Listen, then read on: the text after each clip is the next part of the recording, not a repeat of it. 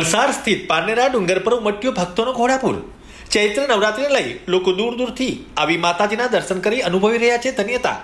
સુરત કતારગામ સ્થિત પ્રજાપતિ સમાજ છેલ્લા 8 વર્ષથી આપી રહ્યો છે ભક્તજનોને ફ્રીમાં મહાપ્રસાદ। ભારતીય ગુજરાતી કેલેન્ડરમાં વર્ષ દરમિયાન 4 જેટલી નવરાત્રિઓ આવે છે, જેમાં પોષ અને મહા એટલે કે જાન્યુઆરી અને ફેબ્રુઆરી મહિનામાં પહેલી નવરાત્રિ, જેને માઘ નવરાત્રિ તરીકે ઓળખવામાં આવે છે।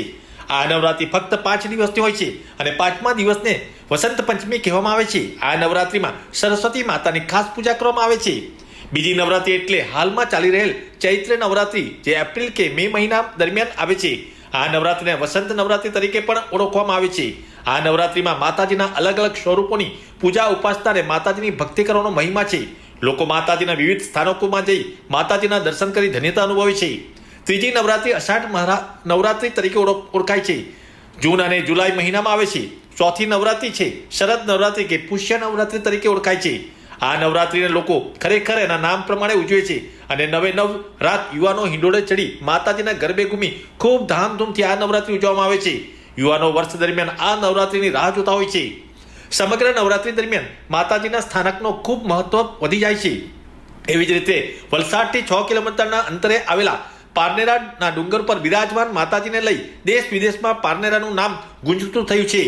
એક વાયકા પ્રમાણે અહીં સૌપ્રથમ અંબિકા માતા, ચંદિકા માતા, નવદુર્ગા માતા, કાલિકા માતા અને શીતળા માતા એમ 5 માતાજી સાથે રહેતા હતા, પરંતુ કોઈ કારણસર કાલિકા માતાજીને માઠું લાગતા માતાજી ગુફામાં ચાલ્યા ગયા હતા। ત્યારથી કાલિકા માતાજીનું ગુફા ખાતે અલગથી મંદિર બનાવવામાં આવ્યું છે અને ચારેય માતાજી પણ અલગથી મંદિરમાં બિરાજમાન છે।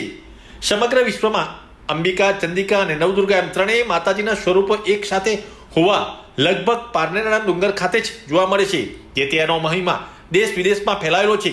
અત્રે ચાલી રહેલ માતાજીની ચૈત્ર નવરાત્રિ દરમિયાન આ વિશ્વવિખ્યાત પારનેરાના ડુંગર પર સ્થિત માતાજીના દર્શન માટે લાખોની સંખ્યામાં ભક્તજનોનું ઘોડાપુર ઉમટી રહ્યું છે।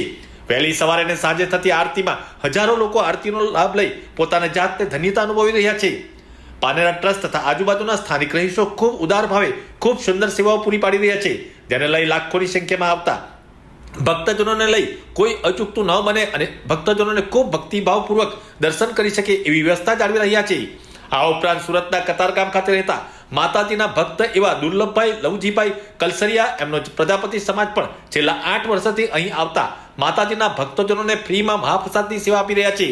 આ વર્ષે પણ આ માતાજીના ભક્તજનો અહીં માતાજીના ડુંગર પારનેરા ખાતે આવી આશરે 8000થી વધુ ભક્તોને મહાપ્રસાદનો લાભ લઈ શકે એવી વ્યવસ્થા કરી માતાજીના દર્શને આવેલા તમામ ભક્તોને પ્રેમથી મહાપ્રસાદની સેવા આપી હતી।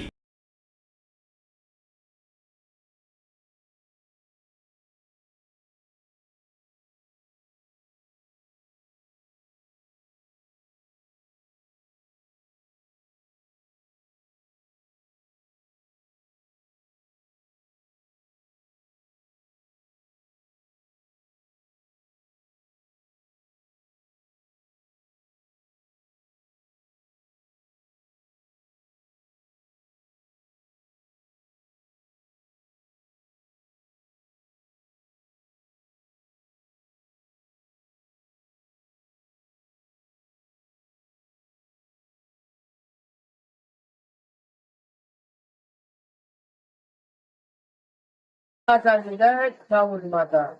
સુરત થી આવીએ છીએ અને આ ગ્રુપ ને લાવું છું અને રાપ્તી કરવા અમે આવીએ છીએ। માતાજીની દયા અમે આવીએ 7 થી 8 વર્ષ અમે આવીએ છીએ। મહાપ્રસાદ નું આયોજન રાખીએ છીએ અહીંયા અને ભાવિક ભક્તો આવીને પ્રસાદ લે છે। 5 થી 7 હજાર માણસો પ્રસાદ લે છે। દર વર્ષે અમે ચૈત્રી નવરાત્રીમાં આવીએ છીએ। 8 વર્ષથી આવીએ છીએ।